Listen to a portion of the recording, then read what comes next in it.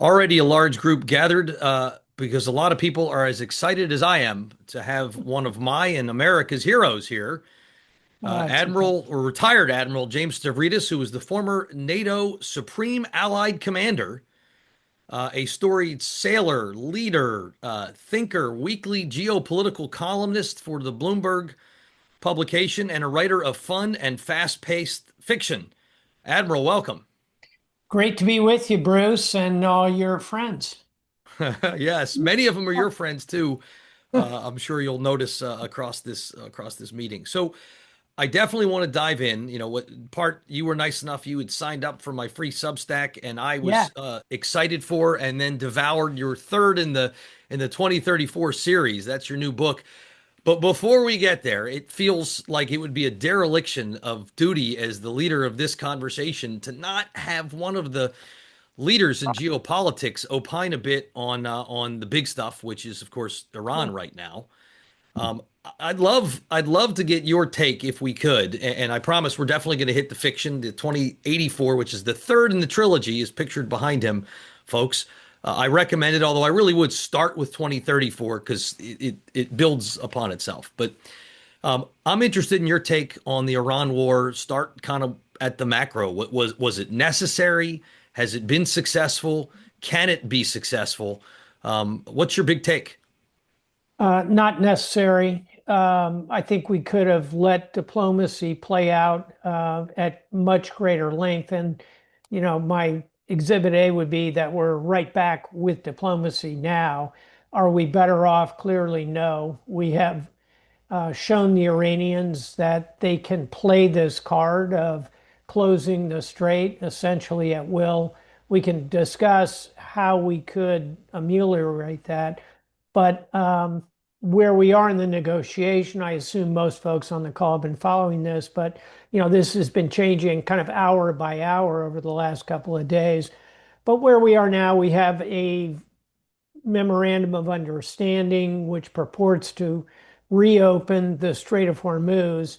That's kind of what we get out of the deal.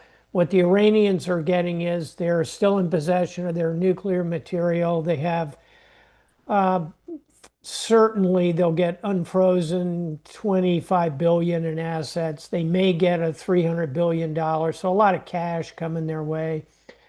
And they're now, kind of fumbling their way toward truly controlling the Strait of Hormuz, or at least attempting to, in a way that could see them impose tolls, the Ayatollah booth, as I've been calling it.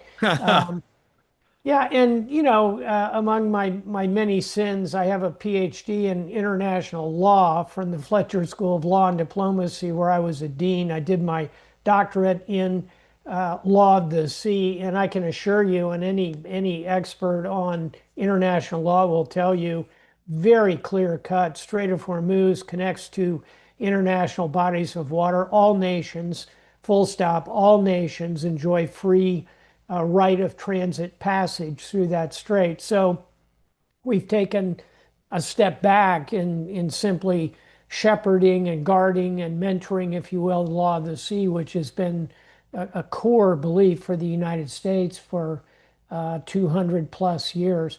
So we are not better off.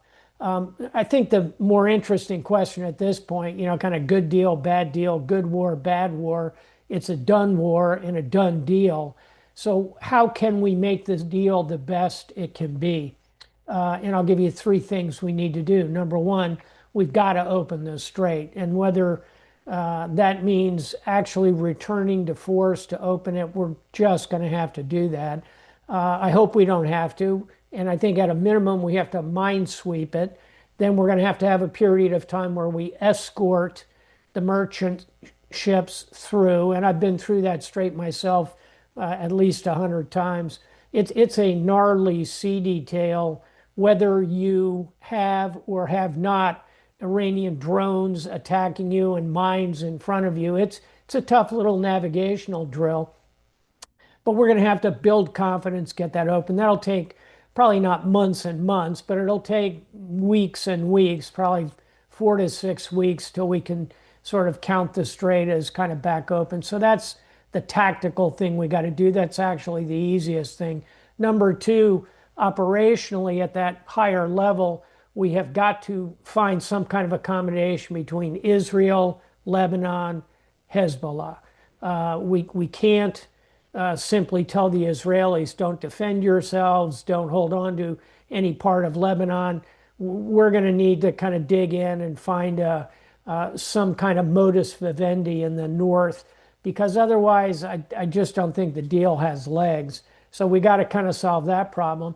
And then those two things are before you get to the hard thing you got to do, which is how Team Trump could best at least turn this into a talking point win. And that would be to get the nuclear material, ideally get it out of Iran. Getting inspectors back is helpful. Vice President Vance indicated they are going back. That's good. The Iranians have a long and checkered past of dealing with the IAEA, but at least they're going to be in there. Next step would be to get some boundaries around the material, and we talk constantly about the 1,000 pounds of highly enriched uranium. Newsflash, there's 20,000 pounds of somewhat enriched uranium, kind of the medical, nuclear, fission grade kind of activity, call it 5%, 7%. So that's got to be accounted for as well. I think that's the strategic challenge, and I think that's where President Trump and his folks are going to try and come up with some way to demonstrate to the world that, hey, we got control of the nuclear material. Till they do that, Bruce, apologize for the length of the answer. It's hard to see this as a win. No, I appreciate it. You hit all of the points that I was wondering about. I mean, it didn't feel like we're better off than we were 4 months ago, and you're not giving me reason. Condi Rice had written a piece in, I thought, the Journal that gave me some hope that maybe there are multiple positives directionally, at least. Uh, what? I think the closest I can come to, and I love Condi Rice, Dr. Rice, Secretary Rice. She was National Security Advisor when I was Don Rumsfeld's chief of staff as a 3-star. And by the way, if anybody on this call thinks you had a hard job, you did not compared to being Don Rumsfeld's chief of staff, believe me. But I spent a lot of time with Condi at that time when she was National Security Advisor and have immense respect for her. So I'll take seriously anything she says. I think the best I can do in terms of positive outcomes, I'll give you two. They're kind of tenuous, but one would be that this kind of creates the conditions for actual regime change. And the way that happens is if we follow up with a clandestine effort to build a real resistance inside Iran. Think French resistance in World War II. Got to get them communications, radio, Starlinks. Got to get them weapons, not thousands, not tens of thousands. You need to get them millions of weapons, ammunition. Got to help train leaders. Got to do all that clandestinely, really hard. But could the CIA, the Mossad, and our Gulf allies working together? Maybe. So, in some way, perhaps this could set the conditions for that, although that's a 2, 3 year project at best. And then a second mildly positive you could take from this is no matter what, Iran has been diminished militarily, economically. Their proxies have been diminished. They are putting a very forward-looking, brave front on it, and I've come away with renewed respect for this crowd of Iranians. That's our fundamental problem in a lot of ways, Bruce. We tend to think of Iran as this kind of annoying mid-sized power in the Gulf. That's not how they see themselves. They see themselves as inheritors of the Persian Empire, which, encompassed, I don't know, a third of the world's population 2,000 years ago. As a Greek American, I'm required at this point to point out it was the Greeks who stopped them at the Battle of Salamis, not the naval Battle of Salamis, not the heroic 300 Spartans at Thermopylae, although that helped. Point being, the Iranians have an extremely serious view of themselves, and you've seen that on display. I don't foresee anything fundamentally altering that, but maybe all this will give us a new appreciation, respect for them that could translate into the kind of actions that ultimately unseat that rotten theocracy. Those aren't great positives, but they're the best I can come up with. We'll take it on behalf of a grateful world to a Greek American sailor, thank you for stopping the Persians. Appreciate it. So one of the things that it seems to me a definite lesson here, it reinforces something that now Ukraine, the longer than World War I war, has shown, and that is warfare has changed.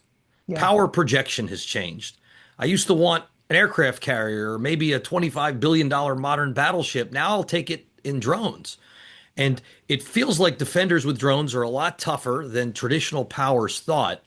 And I'm wondering, as somebody who knows this better than anybody, are we ready for the next war? Do we have the right stuff, and do we have the ability to make enough stuff? No and yes. So we're not ready, but we're getting a lot smarter. Thank you, Ukraine. Thank you, Israel. We are learning. And by the way, so are the Chinese, so are the Russians. We're all kind of on the beach at Kitty Hawk in terms of unmanned. Let me unpackage that. When people say drone, I'd like everybody on the call to picture a drone. And what you probably are thinking of is something like the Iranian Shaheed, which is like a triangular thing. It's not huge, costs about $40,000. Drones are very diverse. Don't forget, a satellite is a drone. A Predator, which is an enormous aircraft, is a drone. A Reaper is a drone, long dwell, high altitude. Shaheeds are kind of small-ish. There's a bunch of medium drones in between Shaheeds and Preds. And down below Shaheeds, there are micro drones, hand thrown. There are nano drones. And that's just in the air. Drones are also on the surface of the earth. Those are robots who are increasingly playing a role in Ukraine. For example, there are earth mover drones, there are search tunnel drones, there are battering ram drones. And how about at sea? Ever heard of a company called Sail Drone? They make sailing boats, sailboats, pretty big ones, in fact, and some really small ones. They're unmanned, solar powered, wind powered, can carry sensors. They're exploring the idea of carrying weapons. There are very sophisticated, as I'm sure most folks know, just surface propelled vessels, and increasingly undersea drones, for example, are the principal way we are going to go after mines. So the point is, with drones, most people have a kind of a primitive view of what a drone is. It's a huge family of equipment and apparatus, and with the advent of artificial intelligence, it's possible to do infinitely more things with them. And that's just unmanned, and I touched on AI. Future of war is also going to be lasers, because the idea of shooting multi-million-dollar telephone poles to knock down 40,000 pound cost drones, not a very good idea. You need lasers because they move at the speed of light. They have an inexhaustible supply of ammunition. We're not quite there yet in terms of capability, but everyone here has heard of Iron Dome. You may know there's another thing coming right behind it called Iron Beam, which is a laser. So drones, AI, lasers, hypersonic cruise missiles, Bruce, are more in the traditional big weapon systems, but so far there is no real military solution to them until you get to sophisticated lasers, which is where Golden Dome, I suspect, is ultimately going to be centered if it ever actually manifests. And then I'll close here because I could go on a long time. And by the way, the book 2084, the subtitle is a novel of future war. And everything I just talked about is part of that. The other thing to think about are special forces. And here I don't mean, Navy SEALs, and I love them to death, and Green Berets and Recon Marines and PJs from the Air Force. Those are sort of conventional special forces. I'm talking about elite teams of performance enhanced human beings that are still doing some of those traditional roles, often called direct action, but are also cyber warriors, AI warriors, drone masters. All of these are going to be special forces. They're going to be performance enhanced. There'll be a bio component to all this. All of that is coming. And are we ready for it? Are we ready to go into production? Absolutely not. And therefore, we're in a period of vulnerability. The good news is our opponents are, frankly, don't look much more ready than we are. And if there's anybody we ought to be going to school with at the moment, as I mentioned earlier, it's the Ukrainians and the Israelis. Yeah, no, what the Ukrainians have been doing is extraordinary. They seem to have kept the Russian fleet sidelined. I want to turn to China and what lessons they may be learning, as well as your recommendations with us. But I've noticed one of our guests is the is a CEO friend in Chicago, Greg Brown, who was just texting me a question that seems you probably know him too, but I it's do. relevant enough. Greg, why don't you? You're off mute. Perfect. Why don't you ask your question before I turn to other places and we turn to fiction. Thank you. Good afternoon, Admiral. How are you? I'm good. Good to see you, sir. Good to see you. Two quick things. First question, what are the odds that you ascribe that the United States will have to use kinetic engagement to reopen the strait in the next 30 to 60 days? That's first question. Second question, on a favorable theme, you did say, and I agree, this campaign has diminished Iran economically. But if you think of their diminishment militarily, can you, for this group, dimensionalize diminished in nuclear capabilities from A to B, Navy from Z to Q, able capacity from C to D? Can you Sure. give us some dimensionalization of the diminishment militarily that at least is a favorable set of outcomes? I can indeed. And great to see you. And I think all good things, Motorola. Question one. I think it's about a 35% chance that we are back in active combat to reopen the Strait of Hormuz. So call it 1 in 3. The good news, I think there's a 2 in 3 chance, called 65%, that we will stay at the table. We will come up with a kind of a modus vivendi with the Iranians that permits free transit back and forth. And yeah, we'll have to fuss about a number of things, escorts, mines, tolls, fees. But I think there's unfortunately about a 1 in 3 chance we'll end up, because the Iranians in that scenario kind of overplay their hand. And Trump is presented with a really can't live with this. And if that happens, I think we would have better luck getting, for example, the European navies to come and participate in that. That really is a kind of a wheelhouse activity. So let's hope the better angels prevail and we end up in the 2 or 3 category. In terms of actual diminishment, you'll get a lot of different views of this. These are my personal views, but they're informed by not only my experience, but my contacts, conversations, a number of different sources. I'm reasonably confident of these. There's some good news and bad news. The Navy, the Iranian Navy, is in fact on the bottom of the sea, as President Trump is fond of saying. Really, they started the war with kind of 40 to 50-ish combatants of all kinds. They're gone. So that's a win. Number two, at the other end of the spectrum, drones. Again, back to there's a lot of different kinds of drones, but staying on that Shaheed as a kind of a harbinger, I don't think we've done huge damage to their drone capacity, because it's so distributed, Greg. You can build those things in a 3,000 square foot structure. You don't need a lot of obvious logistics. They have distributed their defense industrial base in the drone world pretty effectively. So I'd say we've knocked back maybe 25% of their ability, maybe 30% of their ability. So that's the best news and the worst news.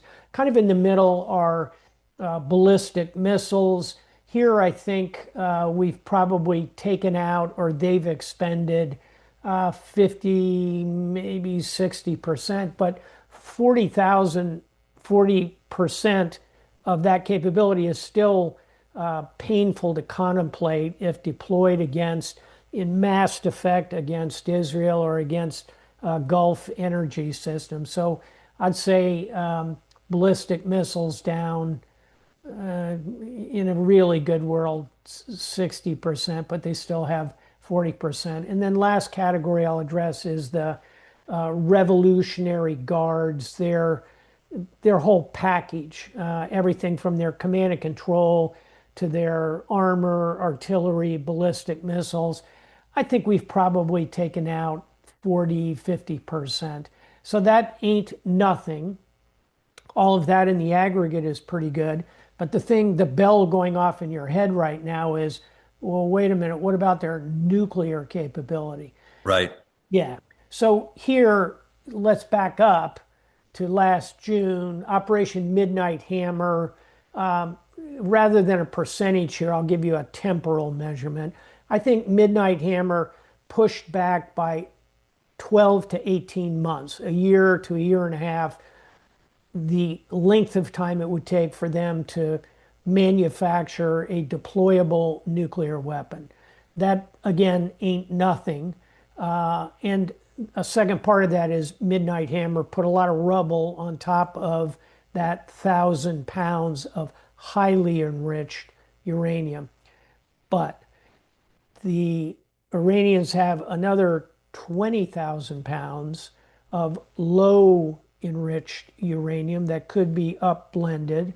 We don't know what their backup centrifuge capabilities are like. I wouldn't bet against them to have another facility. So I don't think anything that we've done in this series of conflict has pushed them back any further. So you can score that however you like, but I think they're still 12 to 18 months from a weapon.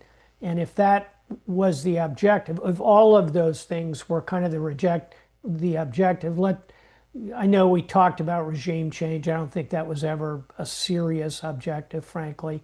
But I think on the counterbalance, you have to assess the cost. Many of the people on this call are in the world of business, as I am now. It's not just about what you knocked out, it's about what did it cost. So I think the number in my head is about $100 billion. That's an awful lot of money. Tragically, 13 brave American servicemen and women killed in action.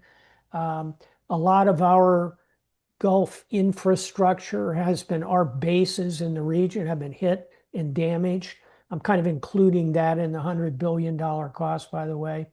And I think kind of worst of all, our national prestige has taken a hit. We're the big country that should have just steamrolled Iran, kind of like Russia is a big country that should have steamrolled Ukraine. I wouldn't overstate these comparisons, but the point is there'll be more tendency to challenge the United States in the aftermath of this set of events.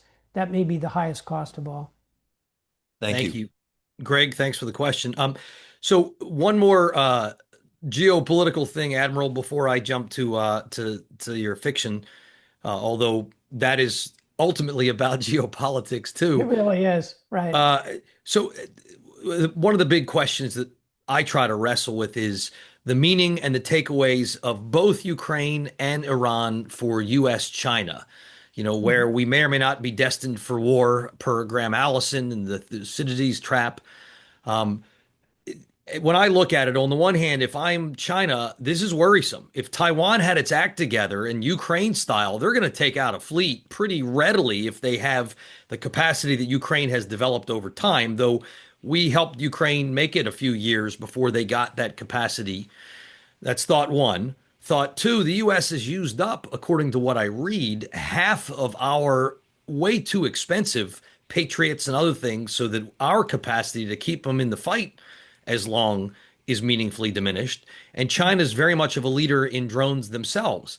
And so, as you think about the U.S. China relationship, the ability to maybe navigate a decoupled future, or at least a future where we can avoid war, hopefully, but also as you've always done through your whole career, starting with the best way to have peace is strength. Watching Ukraine, watching Iran, what does it mean for US, China, and Taiwan?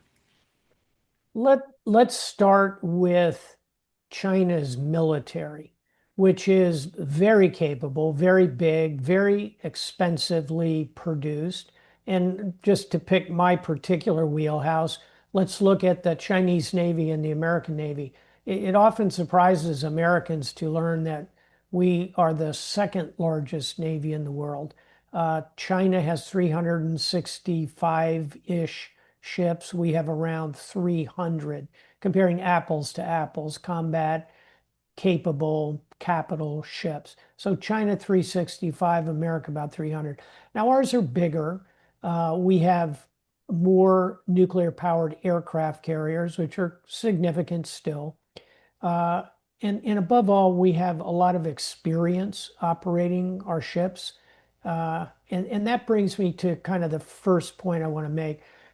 It's easy to say, yep, China has built a big, beautiful military, and next thing you know, they're going to take over Taiwan and they're going to enforce, if you don't like the Iranians claiming the Strait of Hormuz, how are you going to feel about China's claim of territorial sovereignty over the entire South China Sea, which is half the size of the continental United States of America?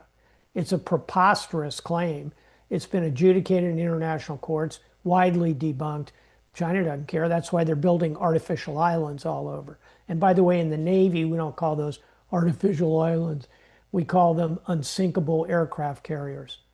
That's how China would use them in a war in the South China Sea. So, point being, there's a lot to respect about China.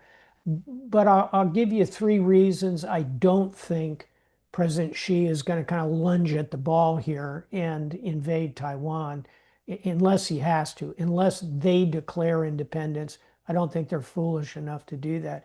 Point one is experience.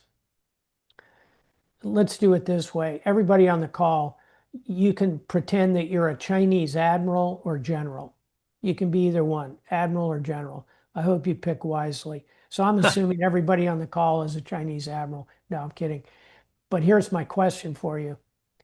How many of you, Chinese admirals and generals all, how many of you have combat experience at any point in your career? How many hands go up? Zero. China has not been in a war since the 1950s, Korean War. They had a dust up with Vietnam, which lasted 1 month, not a war. And they had a border skirmish, couple border skirmishes with India. China has not been in serious combat in living military officer memory. So I don't say that in a pejorative way. It's to China's credit. They've avoided war, they've grown their population, economic circumstances, lifted 1 billion people out of poverty. There's a lot to admire about it. But combat experience in war, not so much. And by the way, let's switch your flag. Now you're all American admirals or generals. I could ask you, how many of you have had combat experience at every rank in your career? Almost all the hands go up. And again, I don't say that in a braggadocious way, but your military, if you're an American on this call, you have a highly blooded military. We've seen a lot of combat. We know what war is. And Xi knows his military doesn't have that. And oh, by the way, in case you missed this turn, In the last 18 months, President Xi has fired 50% of his senior admirals and generals, indicating his displeasure with him. And also, it's another reason while you're changing gears like that, the odds of suddenly launching a very serious military campaign, I think, are actually lower than many people believe. So, point one, lack of experience. Point two, and this is your point, Bruce, he looks at what's happening in Ukraine and he looks at what's happening in Iran and he says, I wonder if those Iranians, excuse me, I wonder if those Taiwanese will fight like hell the way the Ukrainians have. I wonder if they will be as determined as the Iranian leadership has been. He doesn't know. He's never been to Taiwan. I've been to Taiwan a lot. I think they'll fight. I think they're determined. You get different views of this, but it's an uncertainty. And watching Ukraine and Iran kind of push back on Russia and the United States, that has got to give you pause if you're in Xi's slippers in Beijing. And then finally, it's the economic piece of this.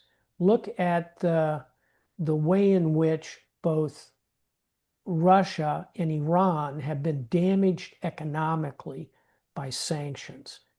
Xi doesn't want to go under sanctions. He's got an economy that is finally coming out from under COVID. He's done a pretty remarkable job of handling this energy crisis effectively by driving down demand. I'm not sure it's coming back. And China is leading in renewables, solar, wind, every aspect of sustainable energy. He doesn't want to put a lot of sand in those gears, not at this particular moment while he's consolidating. So I think for all those reasons, the lessons he's drawing from the two wars, I think actually mitigate against an attack on Taiwan. Again, these are all debatable points, but my view is, I'll close with this. Xi is a very cautious person. He is not like Putin. Putin is a almost wild risk taker.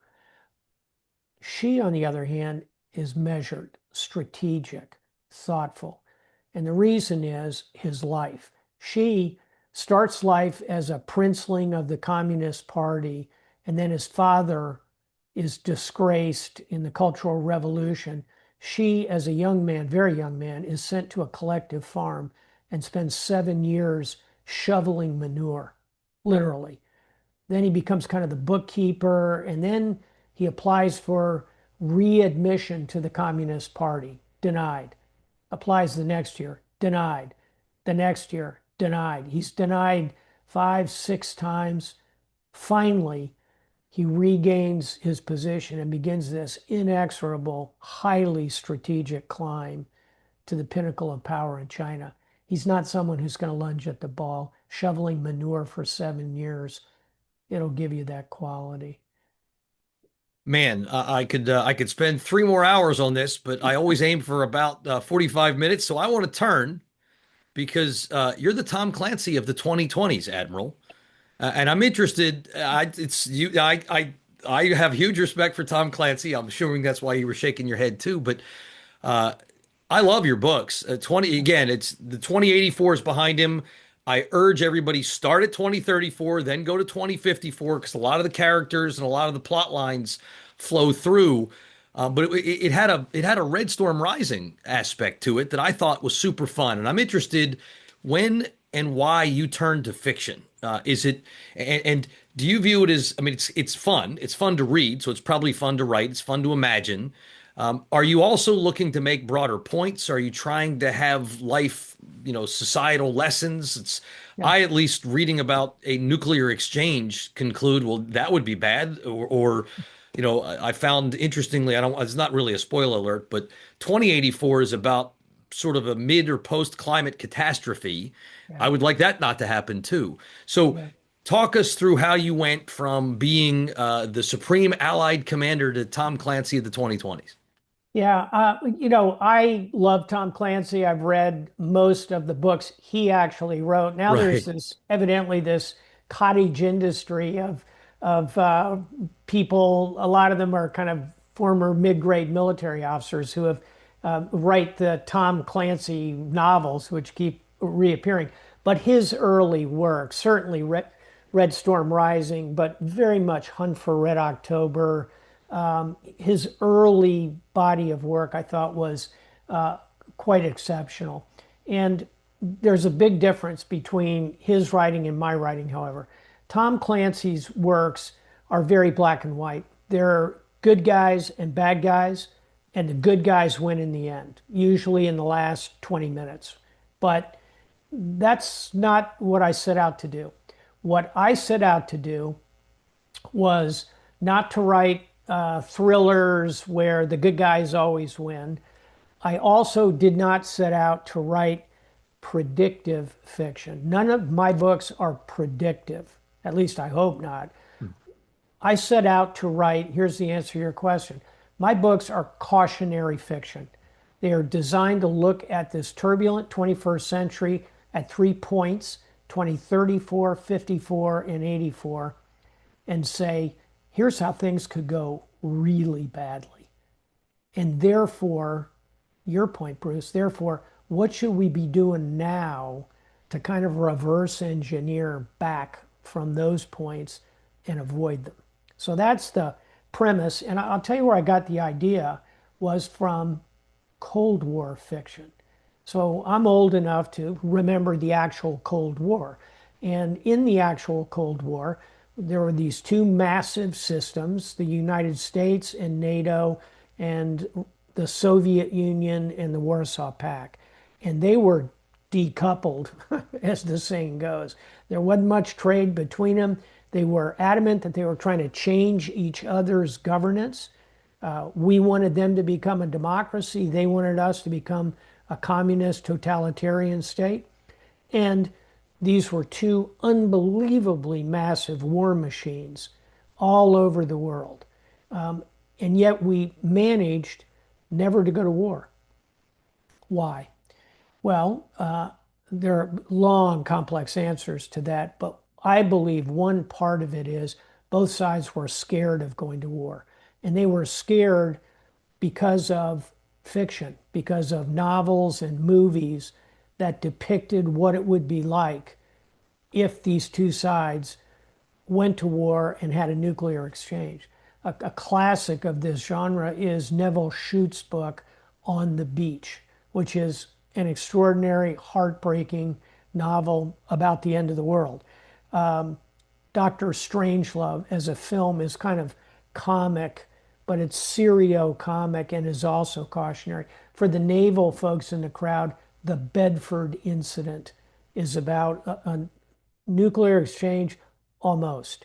Um, so there's a pretty rich body of literature. The Third World War by Sir John Hackett is another good example of books that have enough ambiguity in how they end and how the battlefield is shaped that they become cautionary. And that's what I tried to do in all three of these books. So 2034 is about a war with China, which neither nation wins. Both nations are deeply diminished.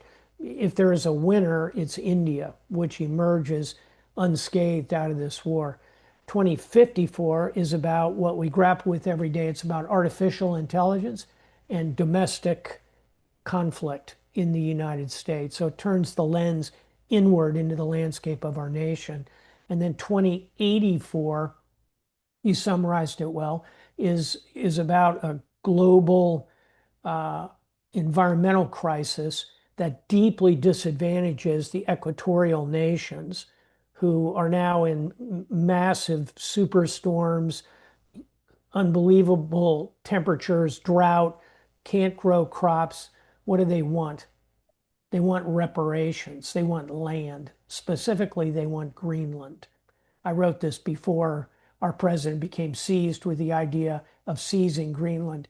Uh, so all three of these are avoidable propositions, but we need to be smart and focus on them and try and reverse engineer those solutions. With China, we need a modus vivendi on AI and domestic challenges. We need to think through how to overcome what AI is going to do to our internal governance. That's perhaps the hardest challenge of all. And on climate, we still have time. That clock is ticking, but that inconvenient truth is looming closer and closer. So that's the frame of the books. It's a joy to write them, and I'll close with this. Why fiction, Admiral? Why didn't you just write a policy book about how to avoid a war with China, or how do we stop AI from taking over the government, or how do we fix climate? I could have written all three of those books, but I think they're kind of boring. And I think that by writing fiction, people love stories and they love characters. And the reason the best book Tom Clancy ever wrote is his first book, Hunt for Red October, because the characters are so real. Ramus, the Russian captain, his XO who just wants to be a cowboy in Montana, the captain of the Los Angeles class. They're just, the characters just pull you into that story. And that's what I've tried to do in the books. With fiction, you can really splash some paint around on the canvas. So I've written 16 books. Five of them are novels. Much more fun writing fiction, and a lot more people read it. Well, they're really fun to read. I couldn't encourage as everybody's looking for. It's not. I wouldn't say a rom-com. If you want a rom-com, do Dana Perino's Purple State, which is wonderful. But I agree. It's a terrific way. I mean, one of the things that I feel like it caused me to think more about is the multipolar world we find ourselves in.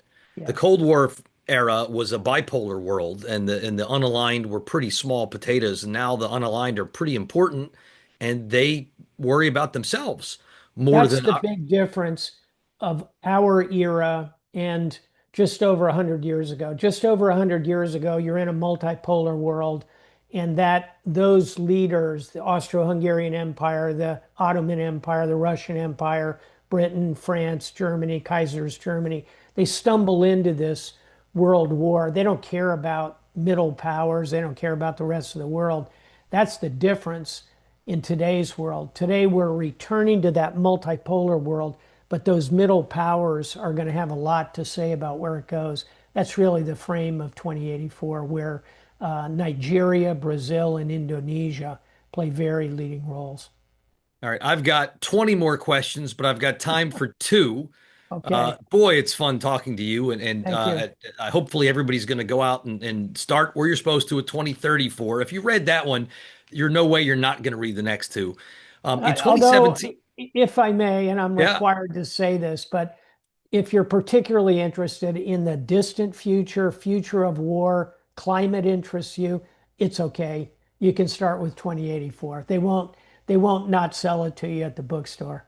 all true. Give me a call. I'll walk you through the what you missed in the century prior. In 2017, you wrote something, or you published something. The Leader's Bookshelf was a Yeah. compendium of 50 books that you recommend that to inspire better leadership. That was 9 years ago. What books might you add to that Leaders Ought to Read bookshelf, and what has changed that you don't necessarily feel like those 50 books maybe made you think that people who are leaders today ought to be thinking about? I'll give you two that were not in the leader's bookshelf. I then wrote a book, a fun book. If you're a sailor at all, or you love the sea, or you want to learn about it, a second book is called The Sailor's Bookshelf, and it's 50 books to know the sea. And then most recently, I published a very personal book. It's called The Admiral's Bookshelf, and it's 25 books that have really shaped my voyage that didn't appear in either of those first two. So I'm going to pull two out of the Admiral's Bookshelf. The greatest book of leadership ever written, Bruce, is The Godfather by Mario Puzo. Yeah.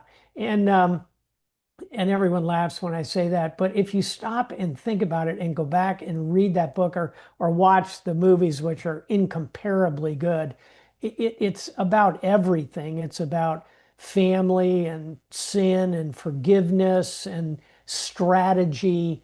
I've learned so much really over the years thinking about and watching those films, but really reading the original book by Puzo. And we don't have time to unpackage all the lessons, but a great lesson in that book is when the Godfather, Don Corleone, is approached by this kind of thug who wants the Don to get into drugs. And in the meeting, the Don Corleone is kind of shutting this down. And Santino, his hot-headed son, kind of pipes up with, "Hey, well, wait a minute. How much could we get out of this? What's the percentage?" And the Don shuts him down completely. And off goes the thug. And the Don turns to Santino and says, "Never, never let them know what you're thinking." It's a pretty powerful line. And just final thought there, but it's also a book for business people on the call. It's a book about succession planning. We're all constantly on these boards we're on and in the companies we work, we're constantly worried about who's the next CEO. And Don Corleone makes the biggest mistake of his life in succession planning. He picks Santino, and he's the obvious choice. He's the good looking one. He's the big guy. He's got executive hair. He's perfect for the role, right? Except he's not. He's completely the wrong guy. And he's good in a moment of combat, but he's a terrible CEO. Who should he have picked? Certainly not Fredo. He should have picked, the quiet guy in the corner, Michael. And he just unpackages that in the book. It's an amazing book of leadership. And then second one, uh, arguably the first novel ever written. You get debate about this, but it's Cervantes' Don Quixote, which is, everyone knows tilting at windmills, fine. It's a book. Don Quixote is a book about aging, about growing old. It's about your dreams. It's about the collision of dreams and reality. It's about how the hard reality of the world, the windmills of the world break our dreams if we let them. It's a marvelous book. You probably read an excerpt from it when you were in ninth grade.